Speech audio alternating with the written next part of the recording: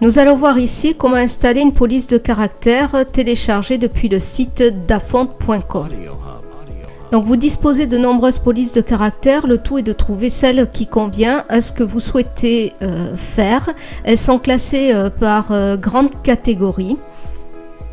Donc pour avoir une vision plus réaliste de ce que vous recherchez en termes de police de caractère, vous allez saisir une petite phrase qui correspond à vos attendus, vous validez, voilà.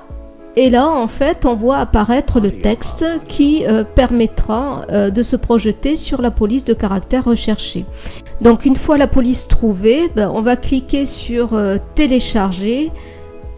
Voilà, donc là, on a repéré la police, child, donc télécharger.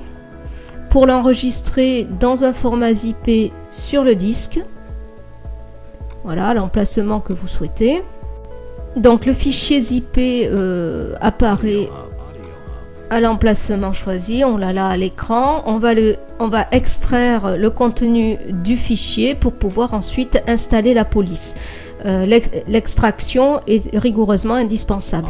Donc maintenant on va installer la police en faisant un clic droit pour avoir accès au menu contextuel, puis installer. Une fois l'action faite, on va aller vérifier dans un logiciel, par exemple Word, traitement de texte classique, si la police a bien été téléchargée. Donc là, je saisis mon texte, normalement.